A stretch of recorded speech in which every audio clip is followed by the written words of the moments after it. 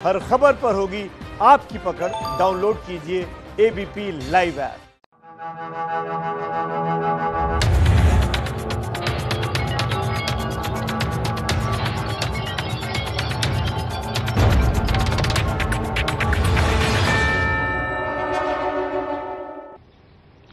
देखिए, सबसे पहले हम आपको तस्वीरें दिखाना चाहते हैं। गुरदासपुर से ये जो तस्वीरें आ रही हैं वो हैरान करने वाली है, परेशान करने वाली है, चिंतित, व्यथित और दुखी करने वाली है।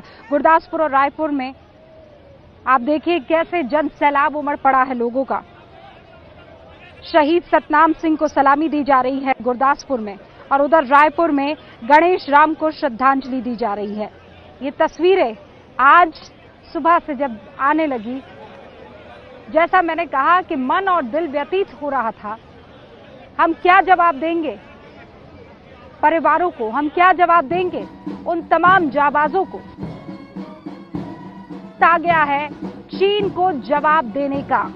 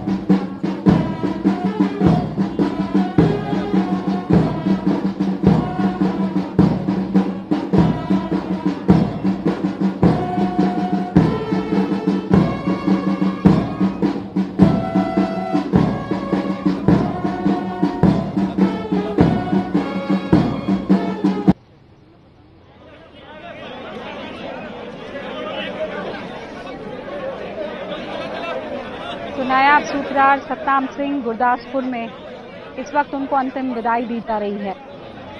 ये तस्वीरें बहुत कुछ कहती है और अब बहुत से सवाल भी जहन में आने लगे हैं कि पाकिस्तान को अपनाना चाहिए, क्योंकि सरकार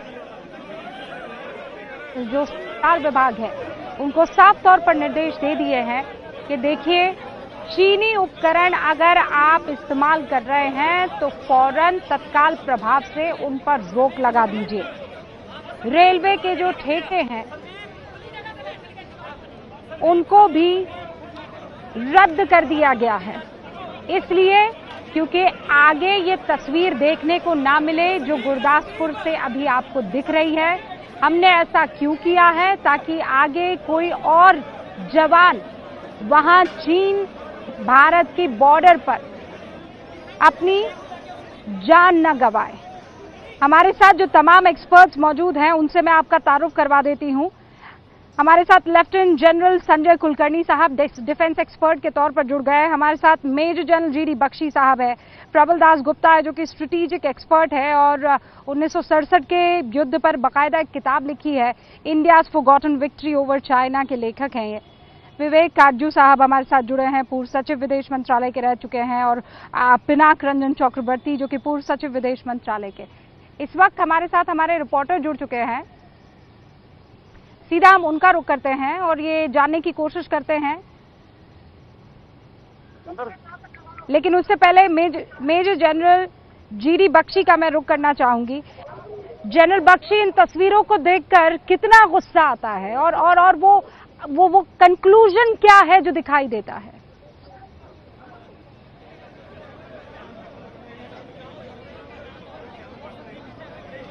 गगनदीप मेरे सहयोगी इस वक्त हमारे साथ जुड़ चुके हैं, जरा उनका रुख करते हैं। गगनदीप,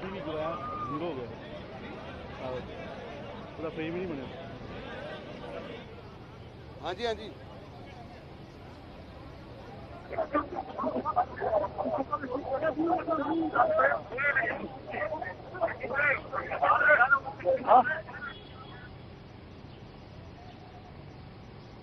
गगनदीप से हमारा संपर्क नहीं हो पा रहा है। संजय कुलकर्णी मेरे सहयोगी जुड़ चुके हैं, जरा उनका रुख करते हैं। संजय कुलकर्णी, उन तस्वीरों को बयां कीजिए। माफ कीजिएगा, लेफ्टिनेंट जनरल संजय कुलकर्णी मेरे जो मेहमान हैं उनका जरा रुख कर लेते हैं। लेफ्टिनेंट जनरल कुलकर्णी, माफी चाहती हूं मैं, क्योंकि मैं स्टूडियो में हूं नहीं, आवाज आने में थोड़ा सा डिले हो रहा है। So with all due respect sir, ये जो तस्वीरें आप देखते हैं, उन तस्वीरों को देखकर मन में किस तरीके का भाव है? वो गुस्से का भाव है, वो लाचारगी का भाव है, वो कौन सा भाव है? वो बदले का भाव है? मैं कहूंगा कि मैं आज आपसे बात कर रहा हूं और इस पोजीशन पे जाके पहुंचा हूं, ये सब उनका, मैं पूरा जो भी मुझे आज शौहरत जो भी कुछ प्राप्त है मेरे जवानों के कारण है। गर्व भी होता है और दुख भी होता है। दुख इसलिए होता है कि इस मतलब शर्मनाक तरीके से, जिस तरीके से चीन ने, हमने उनको इज्जत देने की कोशिश की और उन्होंने हमारे पीठ पीछे छुरा घोंपा, उसका दुख होता है मुझे। और कोई बात नहीं, गर्व, हमें ट्रेनिंग दी जाती है, हम देश की रक्षा करने के लिए बिल्कुल हर समय तैयार हैं, लेकिन इस तरह कि एक देश जो अपने आप को एक पुरानी सभ्यता का गुण गाता है कि हम पुरानी सभ्यता के हैं, ये कोई सभ्यता है? ये तो हैवानगी है, टोटल हैवानगी, उसका दुख होता है। और कोई बात नहीं, जान जाए कुछ नहीं, देश के लिए जाती है, कोई नहीं, गर्व है, हम देश के लिए हमेशा तैयार होते हैं, हमें उसका दुख नहीं है। लेकिन इस तरह बहुत दुख होता है। और आप बिल्कुल ठीक कह रही है, बदले का भाव आता है कि जब पलटन अपने सीओ को गवा देती है, और क्या चाहिए?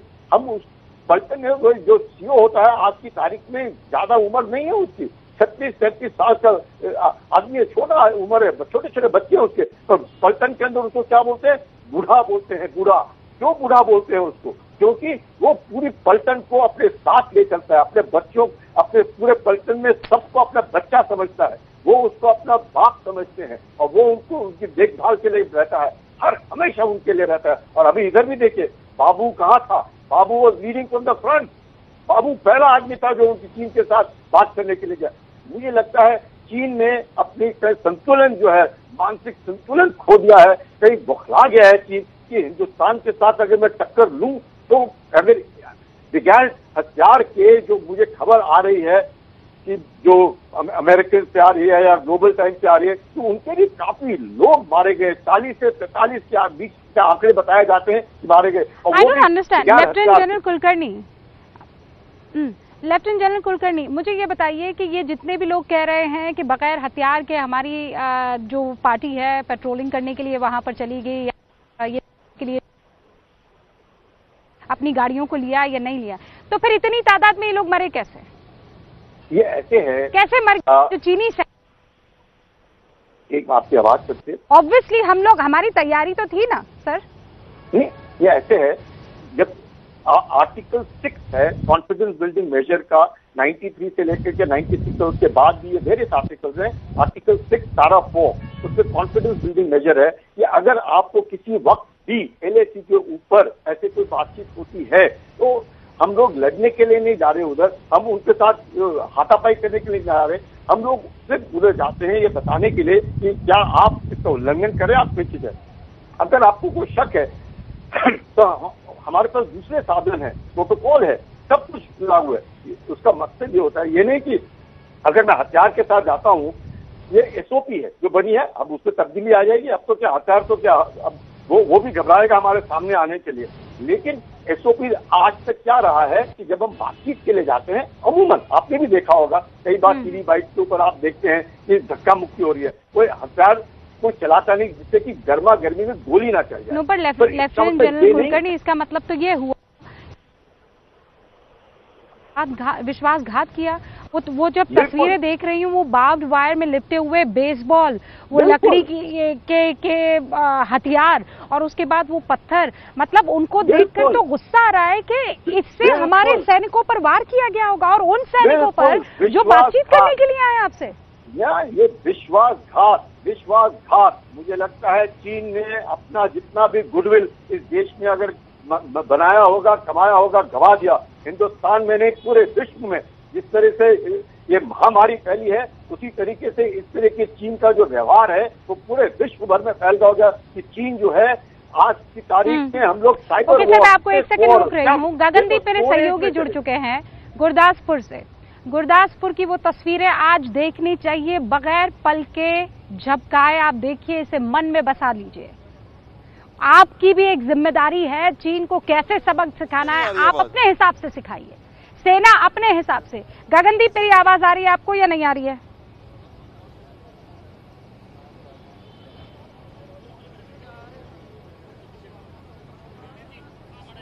गगनदीप, मुझे पता है वहां बहुत शोर है, आप नहीं मुझे सुन पा रहे हैं, लेकिन जितना कुछ अगर आपको इशारों में भी समझ में आ रहा है तो हमें जरा बताइए कि वहां इस वक्त चल क्या रहा है।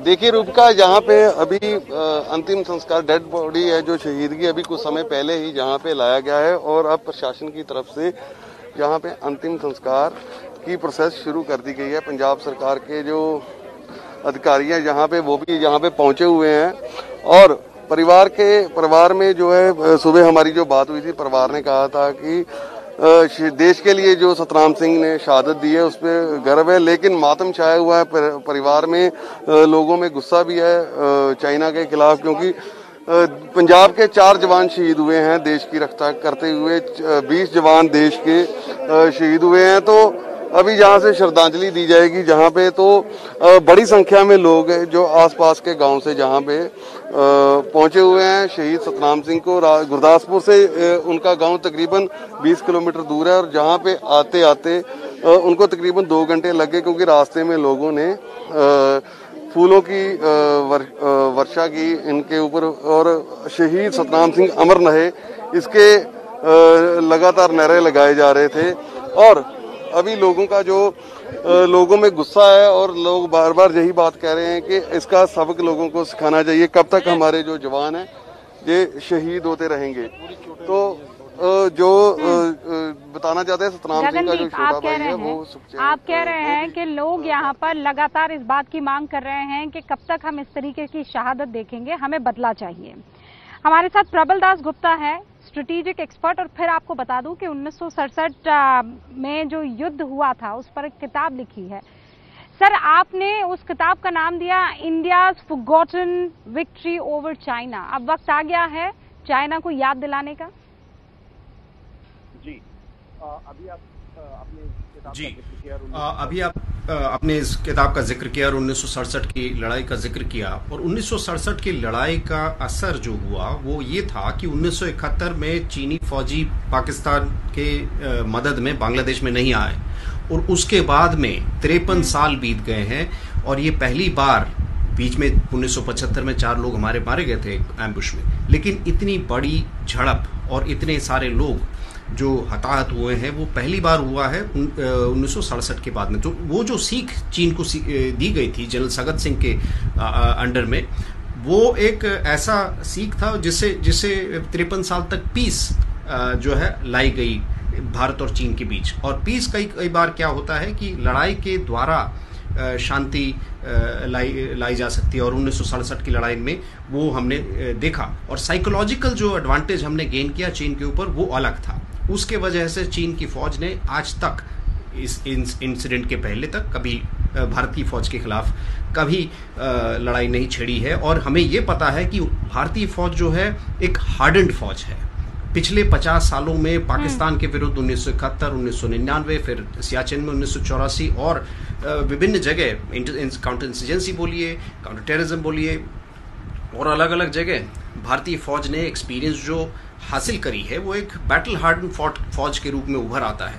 तो ये हमने फौजियों को बिना हथियार के अगर जाने दिया है, वो एक 1900, जैसे जनरल कुलकर्णी साहब ने सही बताया, 1996 के अकॉर्ड के तहत ये आया है। लेकिन हमें ये एक सीख जो 1967 से मिलती है कि जब ही हमने चीनी को एक झड़प में हराया है और उसके बाद में एक लंबा अरसा पीस का लेके आए हैं हम, और ये जो झड़प हुई थी उसमें हमारी विजय तभी हुई थी जब एक सरप्राइज के तौर पर हमने चीन के ऊपर काउंटर हमला बोला, और उस वजह से चीन की फौज जो है आप जिस तरफ इशारा कर रहे हैं, प्रबल दास गुप्ता, आप जिस तरफ आप इशारा कर रहे हैं, 300 सैनिकों को हताहत होना पड़ा था चीन में, चाहे वो नाथुला हो या फिर उसके आगे जहां चोला, अगर मैं गलत नहीं हूं, वहां पर ये जो हताहत किया था चीनी सैनिकों को, हमने भी अपने सैनिक गंवाए थे। लेकिन आप कह रहे हैं उसके बाद एक लंबा जो है पीस का पीरियड आया था। विवेक काटजू साहब, हमने वो सबक सिखा दिया है चीन को या अभी हमें सिखाना बाकी है? देखिए, सबक तो सिखाना है, लेकिन सबक का रंग रूप क्या होगा वो सरकार को फैसला करना, वो हम और आप फैसला नहीं कर सकते। प्रधानमंत्री ने आज देश को आश्वासन दिया है कि हमारे सैनिकों का बलिदान व्यर्थ नहीं जाए। ये संदेश जो है देश को बहुत बड़ा संदेश, एक आश्वासन है, मैं फिर कह रहा हूं, एक आश्वासन। और अब प्रधानमंत्री और सरकार को सोचना पड़ेगा कि किस रूप में, किस प्रकार इस आश्वासन को वो पूरा करेंगे। आज का दिन हमारे लिए दुख का दिन, आज हमारे शहीदों की चिताएं जल रही, आज का दिन विवाद का दिन नहीं है, रंज का दिन है। आपने सही कहा, हम सबकी आंखें नम, लेकिन एक संकल्प भी है हम में, मुझे लगता है पूर्ण जनता में संकल्प है कि चीन की ये बर्बर जो हरकत हुई है उसके खिलाफ कुछ न कुछ तो हम कदम उठाएंगे। हमें अपनी जो नीतियां अभी तक रही हैं पर पुनर्विचार करना पड़ेगा। काटजू साहब, क्या मैं ये कह सकती हूँ कि वो शुरुआत हो गई है, और चाहे वो MTNL, चाहे वो रेलवे के ठेके हो, चाहे वो लोगों का गुस्सा जाहिर करके ये कहना हो कि नहीं भाई अब बहुत हुआ, हम चीन को फायदा नहीं पहुंचाएंगे, अपने हिसाब से ही सही, हम चाहे ऐप डिलीट कर दे, चाहे मेड इन चाइना ना खरीदे। मेरे साथ हमारे बहुत सारे मेहमान मौजूद हैं। आज जैसा मैंने आपको बताया, 20 जवानों को पूरा देश श्रद्धांजलि दे रहा है, और आज का दिन बहुत भारी है, किसी के लिए भी बहुत भारी हो सकता है, सिर्फ उन परिवारों के लिए नहीं, या सिर्फ उन फौजियों के लिए नहीं जिन्होंने अपने साथियों को खत्म होते हुए देखा है या शहीद होते हुए देखा है। पिनाक रंजन चक्रवर्ती साहब भी हमारे साथ हैं। पिनाक साहब, मेरा एक बहुत इंपॉर्टेंट सवाल आपसे है, और वो सवाल इस बात को लेकर है कि चाहे वो पेट्रोलिंग पॉइंट 14 हो, चाहे वो गलवान घाटी हो, वहां पर अभी भी तनाव बहुत बहुत बढ़ा हुआ दिखाई दे रहा है। किस दिशा में इस वक्त ये रिश्ते जा रहे हैं, जब विदेश मंत्रालय की तरफ से साफ तौर पर कह दिया गया है कि अब ये सीरियसली इम्पैक्ट करने वाला है? बहुत बड़ा दरार आने वाला है। मैं ये कहूंगा कि जो आ चुका है, आज का दिन है, इसलिए हमें अगले दिमाग से सोचना पड़ेगा। सर, आपकी आवाज इसलिए एको कर रही है, प्रॉबेबली आपने टीवी का वॉल्यूम भी आप रखा है, तो आई रिक्वेस्ट यू टू पहले आप वो वॉल्यूम कम कर दीजिए। इस कमरे में तो टीवी नहीं है। अच्छा, क्योंकि एको हो रही है आवाज। पिनाक साहब, आप जब तक ठीक करें तब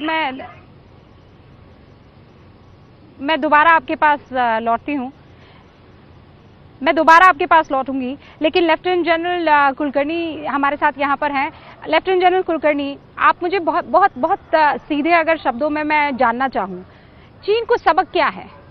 वो जो लेसन हम कह रहे हैं, लोगों को ये लग रहा है कि ये टीवी डिबेट में बैठकर रेटोरिक कर रहे हैं, वॉर मॉन्गरिंग हो रही है, लेकिन आपको कुछ जानकारी तो होगी कि ये ऐसे ही नहीं जाने दिया जाएगा ये एपिसोड। तो फिर क्या सबक? चीन के ऊपर लगातार दबाव रखना पड़ता है। चीन को इस बात का एहसास हो गया है कि हिंदुस्तान की आत्मसम्मान पर अगर आंच आएगी तो हिंदुस्तान छोड़ेगा नहीं, इस बात को उसको मालूम है। इसलिए कभी भी चीन मिलिट्री कन्फ्रंटेशन के लिए आगे नहीं आएगा, पर दबाव बनाए रखेगा। वो चीन की एक खासियत है, क्योंकि वो संजू की विचारधारा से वो प्रभावित है। वो पहले क्या करेगा, आगाह करेगा, फिर वो धमकी देने की कोशिश करेगा, दबाव डालेगा, हमला करेगा, और उसके बाद अपने जीत का ढोल पीटेगा। तो ये जो कार्रवाई चीन की है, अभी वो सिर्फ दबाव डाल रहा है। अभी ये जो 20 हमारे जवान शहीद हुए हैं, आप सोचिएगा वो जब जाते हैं, ये चीन अब विड्रॉ कर रहे हैं, वहां से वापस जा रहे हैं, जिस एंगेजमेंट के लिए जा रहे हैं, और वापस आकर के इस तरह का डेफिनेटली तो प्रीमेडिटेटेड, जिस तरीके से बेसबॉल बैट सारे नहीं, ये तो बहुत ही बड़ा चालबाज है। जो सैटेलाइट इमेजेस आई है लेफ्टिनेंट जनरल कुलकर्णी, वो तो बता रही है कि हम लोगों ने तो डिसएंगेज करना शुरू कर दिया था। ये इतने मक्कार हैं कि इनके स्ट्रक्चर्स वहां वैसे के वैसे रहे, इसीलिए तो हमारी पेट्रोलिंग पार्टी जब वहां पर गई तो ये लोग परेशान हो गए। तो बताइए चीन का हिसाब किताब कैसे किया जाए? अब तो ट्विटर पर इस तरीके के लोग भी आ गए हैं कि अरे वाह, आप चीन के ऐप्स को डिलीट कर देंगे, चीन को बड़ा अच्छा सबक सिखा रहे हैं। अरे भाई, अपने हिसाब से सबक सिखाया जा रहा है तो फिर क्यों लोगों को मिर्ची लग रही है? हमारे साथ बहुत सारे खास मेहमान हैं, लेकिन पूर्व सचिव विदेश मंत्रालय के पिनाक रंजन चक्रवर्ती भी जुड़ चुके हैं। पिनाक साहब, पहले मैं आपसे ठीक से नहीं बात कर पाई थी, अपने आप बात पूरी कीजिए और उसके बाद मुझे लगता है कि सवाल जवाब होना चाहिए। आपको क्या लगता है, कैसे हिसाब किताब चीन का होगा? देखिए, अभी तो ठंडे दिमाग से हमको अपनी नीतियां को फिर सोच समझ कर लगाना है। मिलिट्री एक एस्पेक्ट होता है, एक टूल है, एक ऑप्शन है, और इकोनॉमिक एस्पेक्ट्स हैं, कई सारी चीजें हैं, निवेश है, हमारे यहाँ जो चीनी कंपनियां कॉन्ट्रैक्ट ले रही हैं, वो सारी चीजें हैं। तो हमें तो पूरा एक होलिस्टिक व्यू लेना पड़ेगा कि चीन के साथ हमारा रवैया कैसे रहेगा। पर पहला नजर तो हमें अभी बॉर्डर पे LAC पे रखना है, क्योंकि चीन लगता है हावी वहां पे होना चाहता है, क्योंकि वो लद्दाख में वो समझता है कि हमारी शक्ति काफी बढ़ती चली जा रही है, हमने रास्ते बना लिए हैं। तो वहां पे झड़प जहां पे हुआ, वो एक ऑब्जर्वेशन पोस्ट था जो वो चोरी छुपे वहां छोड़ गए थे, और वो वहां पे रहना चाहते थे, और वो पकड़े गए क्योंकि उनको वहां से पीछे जाना था, वो जो एग्रीमेंट हुआ था, और इसीलिए झड़प वहां पे हुआ, क्योंकि वो पकड़े गए। चीन की नीतियां हमेशा, देखिए, एक चीज जिसको हम डिसेप्शन कहते हैं अंग्रेजी में, उनकी नीतियां में डिसेप्शन का बहुत बड़ा रोल रहता है, क्योंकि वो आपको किस तरह से डिसीव करें, ये उनकी नीतियां हैं। अब ये हमको मान के चलना पड़ेगा कि वो डिसीव करें, और हम कुछ ज्यादा विश्वास कर लेते हैं। हम तो कुछ ज्यादा विश्वास, एब्सोल्युटली राइट। जब आप, हाँ, क्योंकि संजू उस मिलिट्री स्ट्रेटेजिस्ट पर पूरा चीन यकीन करता है, जिसने बाकायदा ये बात कही है कि जब तुम सबसे स्ट्रांग हो तो अपने आप को दुश्मनों को वीक बताओ, और जब तुम सबसे ज्यादा वीक हो तो दुनिया के सामने ऐसे प्रतीत हो जैसे स्ट्रांग हो। और यही हो रहा है, वो वीक है अंदर से चाइना, और अपने आप को स्ट्रांग बताने की कोशिश कर रहा है दुनिया को, वो कोरोना वायरस के केस में हो या बाकी दूसरी पॉलिटिकल उठापटक। मैं आपको ये बता दूं कि चीन का हिसाब किताब क्या होना चाहिए, सबक सिखाना चाहिए, कैसे सिखाना चाहिए। चीन जो अपने आप को बहुत पावरफुल कहता है, चीन जो कहता है कि हमारी तैयारी पूरी है, लेकिन उसकी सेना के पास एक्सपीरियंस ढेले भर का नहीं है। आप इतना जान लीजिए, हिंदुस्तान की आर्मी को दुनिया सलाम करती है, और खासकर हाई ऑल्टीट्यूड में अगर कोई जाबाज वहां टिका है और शानदार तरीके से लड़ा है तो वो हम हैं, भारतीय सेना है। और इसीलिए चीन को ये बात बहुत अच्छे से समझनी चाहिए। ये तो चीन की बात हो गई, लेकिन अब और क्या तरीके हो सकते हैं? जितने भी मेरे खास मेहमान हैं, चाहे वो रक्षा विशेषज्ञ हो, चाहे वो नीति को, विदेश नीति को बहुत अच्छे से परखते हों, चाहे वो तमाम लोग हों जिन्होंने अलग अलग उन तमाम जनरल से, उन तमाम फौजियों से बात की है जिन्होंने जंग जीती है, वो सब आज इस एक मन से ये कह रहे हैं कि सबक तो सिखाना है। अब मैं इस पूरे डिबेट को उस लेवल पर लेकर जाना चाहती हूं कि सबक कैसे एक एक हिंदुस्तानी सिखा सकता है। काजू साहब, मैं शुरुआत आपसे करूं, और सवाल ये है कि ये जो टीवी नहीं लेंगे, एप्स डिलीट कर देंगे, मेड इन चाइना सामान नहीं लेंगे, ये कितना कारगर है? कई लोग तो हंसी उड़ा रहे हैं इस बात की कि अच्छा भाई, कल से तो नूडल खाना बंद कर दोगे, मोमोज भी नहीं लोगे। देखिए, ये मजाक का तो विषय है, ये बहुत ही गंभीर विषय है, हमारी चीन नीति को लेके विषय है। अब आर्थिक रूप से हमें ये मान के चलना चाहिए कि आज के दिन चीन विश्व की फैक्ट्री बन गया है। कोई भी सामान हिंदुस्तानी में नहीं, दुनिया भर में कुछ न कुछ उसमें पार्ट चीन के होते हैं। प्रधानमंत्री ने आह्वान किया है आत्मनिर्भरता का।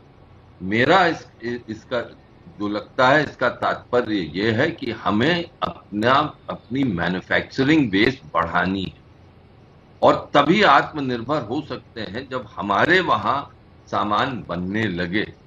ये तो आज अजीब बात है, जो सामान बनता भी था वो अब चीन से आता है, यानी मूर्तियां तक चीन से आ रही हैं। इससे ज्यादा शर्मनाक बात क्या हो सकती है? तो हमें मैन्युफैक्चरिंग के लिए एक इकोलॉजी तैयार करनी है और उस इकोलॉजी के तहत फिर मैन्युफैक्चरिंग बेस बढ़ानी पड़ेगी।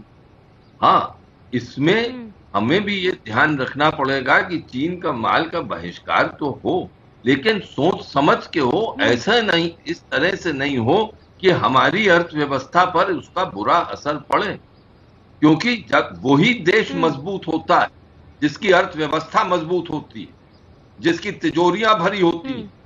आज हमें ये कबूल करना ही पड़ेगा। गणित तो ये कहता है ना, हाँ विवेकार्जु साहब, गणित तो ये कहता है ना, हालांकि ये बात सही है कि 5 लाख करोड़ का जो इंपोर्ट है वो हम चीन से कर रहे हैं, लेकिन गणित ये कहता है कि आप जितना डिमांड क्रिएट करेंगे उतना ही सप्लाई होगा।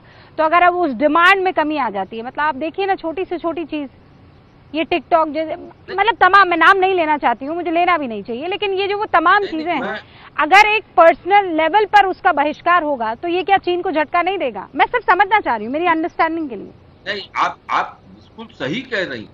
मैं तो ये कह रहा हूं कि जो माल हिंदुस्तान में बनता है उस माल को हमें खरीदना चाहिए, लेकिन हमें ये भी इसका समझने की बात है कि उस जो माल हम खरीदते हैं, जो कि हिंदुस्तान की छाप भी लगती है, उसमें पार्ट्स कहां से आ रहे हैं। मेरा आपसे अनुरोध ये है कि हमें इन सब मामलों में जोश के साथ, होश के साथ काम लेना है, अपनी अर्थव्यवस्था को। अरे बिल्कुल सही कह रहे विवेकार्जु साहब। मैं जब मैं जब आपसे सवाल पूछ रही हूँ तो मैं नहीं भूल सकती हूँ कि मेरे हाथ में जो मोबाइल है ये असेंबल वहीं उस मुल्क में हुआ होगा, ये बात सही है, लेकिन मैं कह रही हूँ जो फौरन किया जा सकता है, अगर वो कर दिया जाए तो इसका कोई असर पड़ेगा या नहीं पड़ेगा। मैं अब बाकी मेहमानों से भी इस पर राय ले लेती हूँ और तस्वीरें भी दिखा रहे हैं।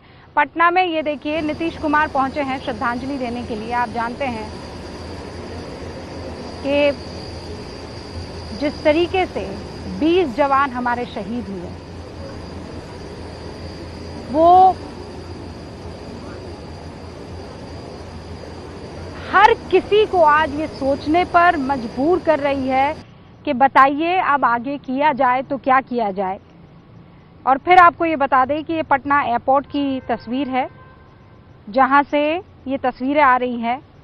नीतीश कुमार चीफ मिनिस्टर बिहार के इस वक्त श्रद्धांजलि देने के लिए पहुंचे हैं शहीदों को।